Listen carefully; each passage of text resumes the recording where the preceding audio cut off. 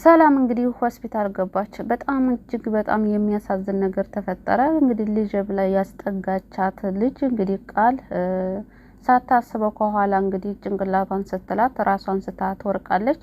እንግዲህ እንቅልፍ በተኛችበት ሰዓት የሆነ ድምጽ ትሰማና ምን ተፈጥሮ ነው ብላ ውጭ በወጣችበት ሰዓት እና ይጭ ቃል ደግሞ ከኋላ መታ ታስደነግጣታለች። ምን ሆነሽ ነው በዚህ ሰዓት በምትላት ሰዓት እንዲህማ እኮ ሽንት የመጣው ሽንት ልሽና ወጥቼ ምናምን እያለች እንግዲህ በውሸት ስትደላታለች።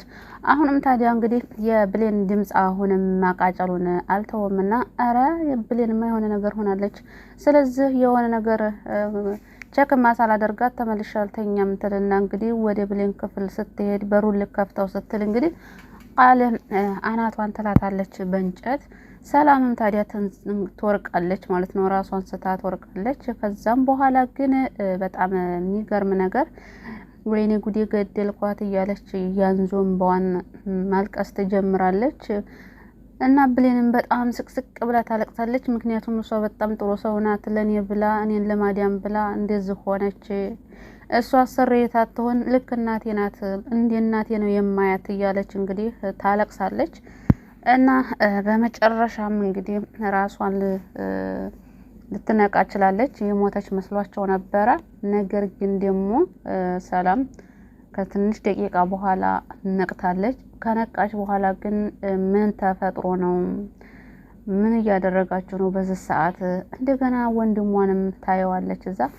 እዛ ባየችው ሰዓት ወንድሜ ምን ልትሰራ ነው አሁን በዚህ ሰዓት የመጣው ስትለው እሱም እንግዲህ ውሸታም ሰው ምንጊዜም ውሸት አያጣውምና ቃል እኮ ራስን ስተሽ እንደወደቅሽ ስትነግረኝ እየሮጥኩ መጣሁ ትለዋለች ይላታል። ሰላምም እውነት መስሏት ወይኔ ወንድሜ አንተ እኮ ለኔ በጣም ልዩ ነህ፣ በጣም ታስብልኛለህ ስትለው ጭራሽ እሱ ደግሞ ውሸቱን ይጨምራል። አይኔ እና ታዲያ እኔ ያላንቺ ማን አለኝ? አንቺ ቢሞትሽ መስሎኝ እኮ ወይኔ አንቺ ብትሞችብኝ ምን ይወጣኛል ብሎ እንግዲህ የቀባባታል በዚህ በምላሱ ማለት ነው። ሰላምም እውነት መስሏት እስኪ ወንድሜ ና ቶሎ ቁጭ በላ አጠገቤ ትላለች። ነገር ግን ከዚህ በፊት በነገራችን ላይ ሳሚ ብሌንን ያፈቅራታል ብያችሁ ነበር ማለት ነው። እና እንዲያልኩትም አልቀረም። አሁን ብሌን ስታለቅስና ስታዝን ሳሚ በጣም ነበር ያሳዘነችው። ቆይ ለምንድነው ይሄ ስሜት ለማንም ሰው ተሰምቶኝ የማያውቀውን ለምንድነው አሁን የምታሳዝነኝ እያለ እንግዲህ ራሱን እየጠየቀ ይገኛል። ያ ማለት እንግዲህ ፍቅር የሚይዘው አሳዘነችኝ ወይም ያሳዝናል ከሚለው ተነስቶ ነው እንግዲህ ወደ ፍቅር የሚገባውና ሳሚ እንግዲህ የብሌን ፍቅር ገብቶለታል ማለት ነው። እጅግ በጣም ያሳዝናል። ምክንያቱ ደግሞ እንግዲህ አቶ ባኃይሉ ብሌንን ከዛ ከተቀመጠችበት እያለቀሰች ቁጭ ካለችበት ቦታ ለማስነሳት ሲሞክር ሳሚ ያፈጥበታል ማለት ነው። ምንድነው ማለት ምን እያደረክ ነው በሚለው ሰዓት በውስጡ እንግዲህ ይኸውልህ የኔንም ቤተሰቦች አንተ እንጃሳጣኸኝ አትርሳ፣ እኔ ደግሞ በኋላ እሰራልሃለሁ እያለ ብቻውን እያወራ ነበር። ከዛም በኋላ ደግሞ ሳሚ አይ አንተ እኮ የሆነ ነገር አድርገህ አንተ ትልቅ ችግር ውስጥ ከምትገባ ብዬ ነው ብሎ ይደልለዋል ማለት ነው። ነገር ግን ሳሚ አቶ ባኃይሉ ላይ ቂም ይዞበታል። አንድ ቀን ጥለዋለሁ እያለ እየፎከረ ይገኛል። እንግዲህ እጅግ በጣም በሚያሳዝን ሁኔታ ዳግምም የብሌን እናት እንዳገትኳት መናገር አለብኝ ብሎ እንግዲህ ሲሟገት ከቆየ በኋላ መጨረሻ ላይ ለመናገር ቆርጦ ነበረ ማለት ነው። ለመናገር ቆርጦ ከብሌን ጋር ውጭ ቁጭ ባሉበት ሰዓት እንግዲህ አንድ ያልታወቀ ህፃን ልጅ መጣና የታሸገው ፎቶ ለብሌን ይሰጣታል። ዳግም እንዲከፈት አልፈለገም ነበር። ምናልባት አንቺ የራስሽ የግልሽ ሚስጥር ሊሆን ይችላል አሁን አትክፈችው ይላታል። አይ ብሌንም ደግሞ የግሌ ሚስጥር ቢሆን እንኳን ካንተ የሚደብቀው ሚስጥር የለም ትልና ትከፍተዋለች። በሚያሳዝን ሁኔታ ግን ዳግም የፈራው ነገር አልቀረለትም። እንግዲህ ገነትን ሲያግት የነበረና አግቶ አጠገቧ ቆሞ በቃ ገና በመጀመሪያው ያገተበት ቦታ ሳይቀር ፎቶ አንስተው እንግዲህ ፎቶውን አሳጥበው ለብሌን ይልክላታል። ያንን ነገር ያደረገው ደግሞ ሳሚ ነው ማለት ነው። ምክንያቱም ሳሚ ዳግም ብሌን እንዳፈቀራት ያውቃል። ስለዚህ ሁለታቸውን ለማለያየትና ለማጣላት ያደረገው ሴራ ነው ማለት ነው። እና ሳሚ ነው ይሄን ነገር ያደረገው። ነገር ግን ብሌኒ እያለ ነበር የሚጠራት ዳግም። ብሌንም ግራ ገብቷት ማለት ለምንድን ነው በዛ አጠራር የምጠራኝ ብሌኒ የምትለኝ ለምንድን ነው ትለዋለች። እሱም ታዲያ ልክ እንዲህ አይኔ ብሌን ስለማይሽ ነው ስለመሳሳልሽ ነው ሲላት፣ እሷም ታዲያ ማለት ለማንኛውም እንደዚህ ስላልኩሽ ደግሞ እንዳትኮሪብኝ ብሎ ደግሞ መለስ ይላል። እና አሁን እንግዲህ ሁለታቸው ተጣሉ ማለት ነው። እንግዲህ አትሰማውም። በነገራችን ላይ እኔ እንደዚህ በዚህ ስላስፈራሩኝ ነው ምናምን ቢላትም መስሚዋ ጠጥ ነው የሚሆነው ብሌን ማለት ነው። እንግዲህ ሰላም ያንን ባለፈው አጣድፋ የጠራቻትን ብሌን ለምን እንደሆነ ትጠይቃታለች። በመጀመሪያ ደረጃ የመጠይቅሽን ነገር እንደማትደብቂኝ ቃል ግቢልኝ ትላለች።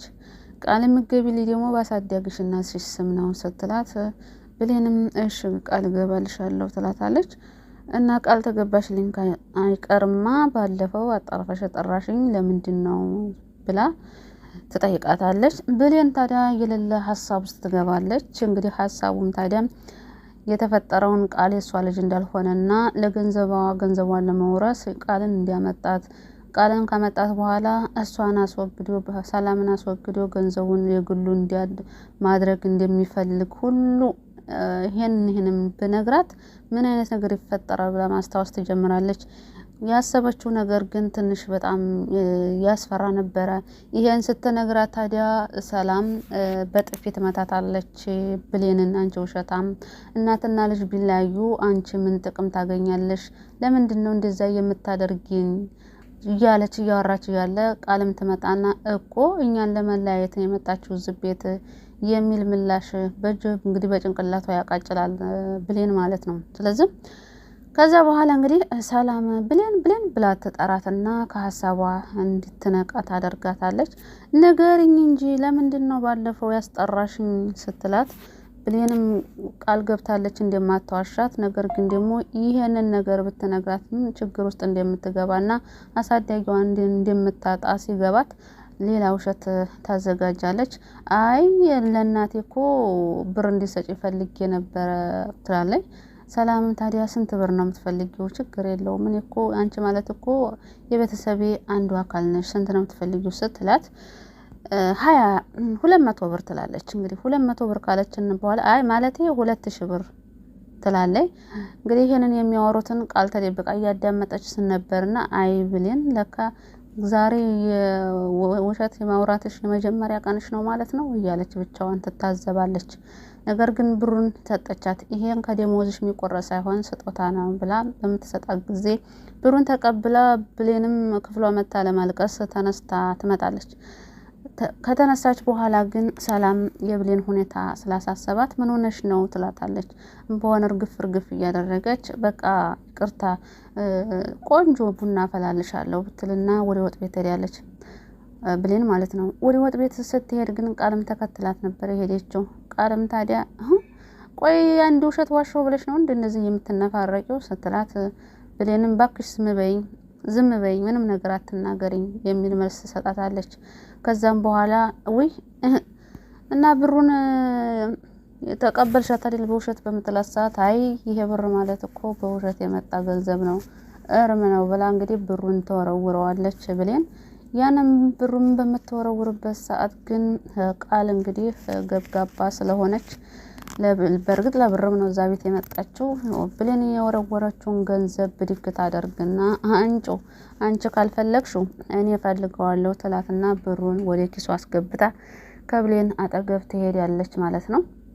ምክንያቱም አሁን ብሌን ይሄ ነገር ቢፈጠር አንደኛ ሰላም አታምናትም፣ ሁለተኛ ደግሞ በኃይሉ አሳዳጊዋን ይጎዳባታል ወይም እሷንም ይጎዳታል። ስለዚህ ያለት አማራጭ እንግዲህ ዝም ማለት ነው። በእርግጥ አንድ ነገር ውሸት መቼም ውሸት ነው፣ ተደብቆ አይቀርም፣ አንድ ቀን ይወጣል። ነገር ግን እስከዛው ድረስ ተሰቃዩ። አሁን ደግሞ ሁለታቸው እርስ በርስ ሊጣሉ ነው ዳግምና ብሌን ማለት ነው። ምናልባት እንግዲህ ብሌን ከራራች ያቶ በኃይሉን ተንኮል ካወቀች ምናልባት ይቅርታ ልታደርግለት ትችላለች። ከዛ ውጭ ግን እንጃ ይቅር አትለውም። ምክንያቱም በእናቷ ባሳደጊዋ አትደራደርም። ለማንኛቸውም እስኪ ቀጣይ ክፍል በጉጉት እንጠብቃለን። እንግዲህ የዲያግምንና የብሌንን ሁኔታ ለማየት ጓጉቻለሁ። መጣላት የለባቸውም። ሳሚ እንግዲህ የሳሚም ተንኮል መስራት የለበትም። ሳሚ ነው ይሄንን ነገር ያደረገው ሁለታቸውን ለመለያየት፣ ግን ደግሞ አይሳካለትም ብዬ አስባለሁ። ለማንኛቸውም ለዚህ ቻናል አዲስ ከሆናችሁ ሰብስክራይብ ማድረጋችሁን አትርሱ። ብሌንን ዲያግምን የምትወዱ እንዲሁም ደግሞ ገነትን እነሱ ሶስቶች አራቶች በጣም ያሳዝናሉ። ሰላምን በጣም የዋህ ናት። ጥርጣሬ የሚባል ነገር አልፈጠረባትም።